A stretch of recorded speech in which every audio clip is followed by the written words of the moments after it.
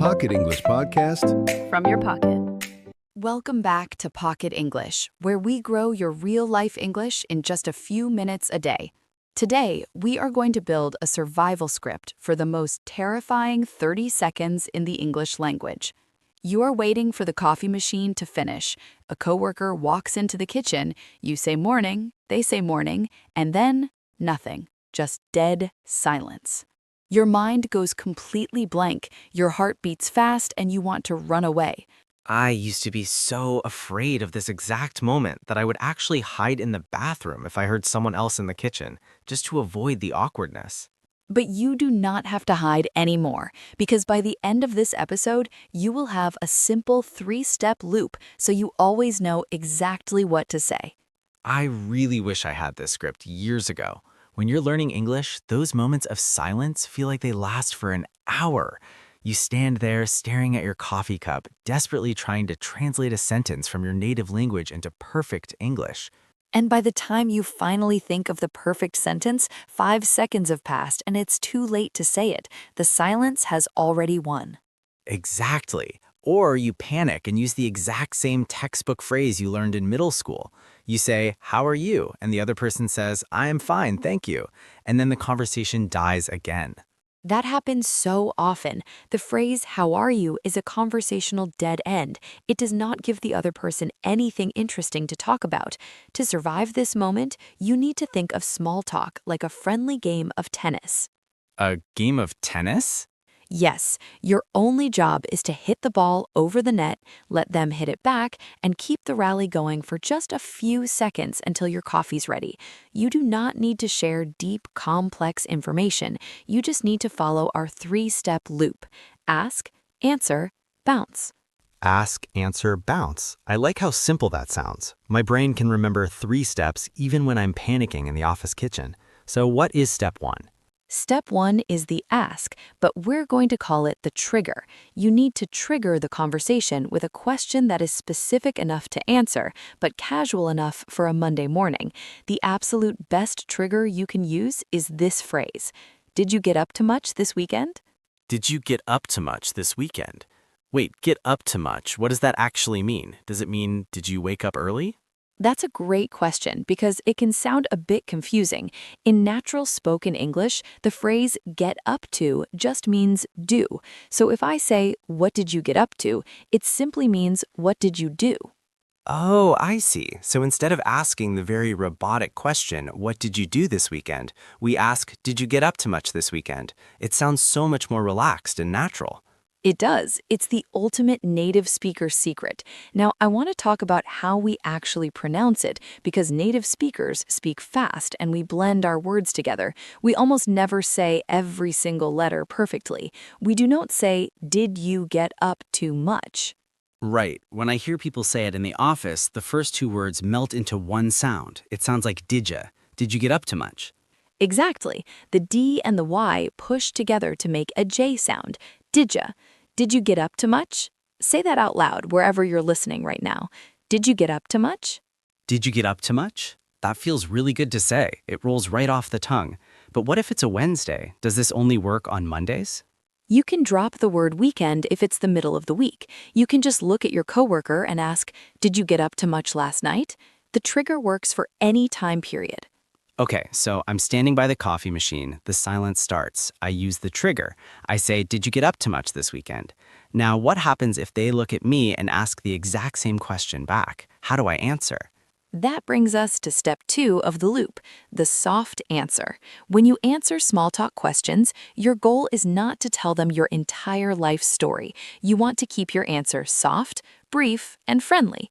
Let's look at the most common scenario, the lazy weekend. My favorite kind of weekend. Mine too. If you did absolutely nothing all weekend, the perfect soft answer is, "Not really, just took it easy."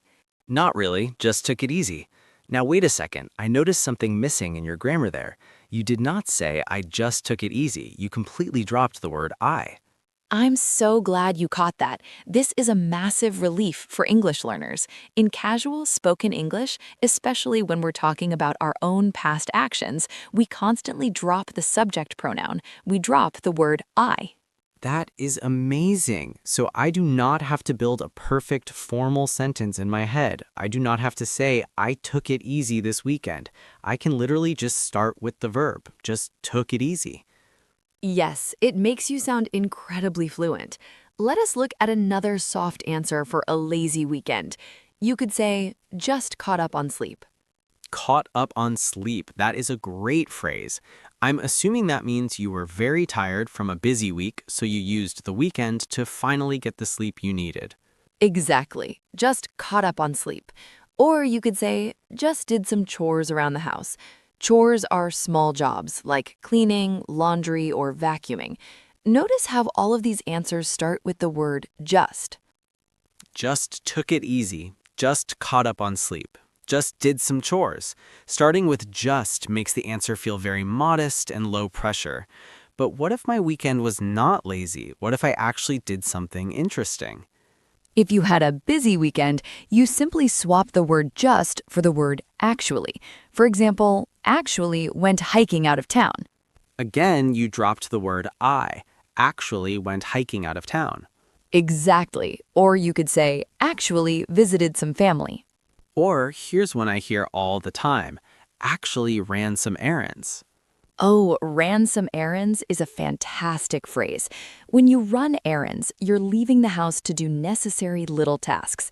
Going to the grocery store, going to the post office, picking up medicine from the pharmacy. Those are all errands.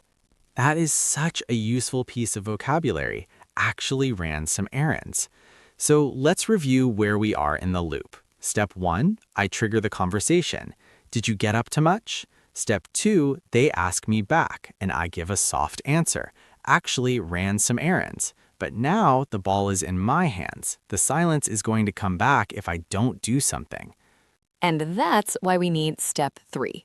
Step 3 is the bounce. You must bounce the ball back over the net. As soon as you finish your soft answer, you immediately ask, how about you? Ah, I see. Actually ran some errands. How about you? Or if you want to be even faster and more casual, you can just say the word you with a rising intonation. Actually went hiking. You? Just the word you? That is so simple. Anyone can do that. It takes all the pressure off. It really does. And if you're finding this 3-step loop helpful for your daily life, take a quick second to subscribe to the channel. It's the best way to make sure you never miss our simple scripts for real-world English. Okay, so we have the ask, the answer, and the bounce. I feel like we need to put this to the test. We need to practice this under pressure. I agree. It's time for our pause and speak practice. We're going to build a simulation.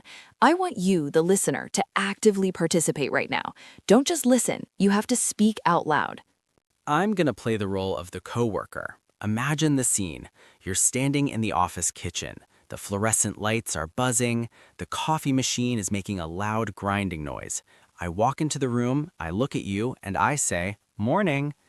Now, say morning back and immediately use your step 1 trigger. Ask him the question we practiced.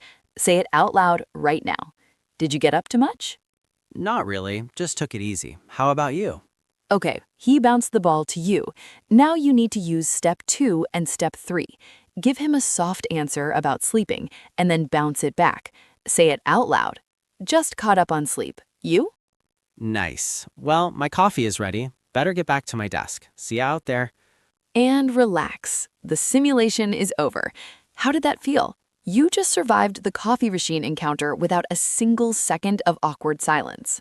It's amazing how much confidence you feel when you have a map to follow. You don't have to invent English in the moment. You just follow the loop. Let's do it one more time. Let's do a slightly faster round. And this time, imagine you had a busy weekend. Get ready. The kitchen door opens. Jack walks in. Morning. Trigger him. Ask the question. Actually, ran some errands in the city. You? Give your soft answer. Tell him you went hiking and drop the word I. Say it out loud. Actually went hiking. Oh, hiking. Sounds amazing. Anyway, have a good one. You did it. That entire interaction took maybe 15 seconds, but in those 15 seconds, you sounded incredibly natural, polite, and completely fluent. The best part is that you didn't use any complicated grammar. You didn't have to worry about past perfect continuous tense. You just used simple chunks of real English. Let's do a quick recap of your new pocket script. Step 1, the trigger. Did you get up to much? Step 2, the soft answer. Start with just for a lazy weekend or actually for a busy weekend, and remember to drop the word I. Just took it easy. Actually ran some errands. And step 3, the bounce. Pass the ball back over the net by asking, "How about you?" or simply "you." Ask, answer, bounce. It really is that simple. I want us to practice this right now in the comments. I'm going to start the conversation with you. Tell me, did you get up to much this weekend? Reply to me in the comments below using one of today's phrases, like just took it easy or actually ran some errands. Your challenge for today is to write the ask, answer, bounce loop on a sticky note.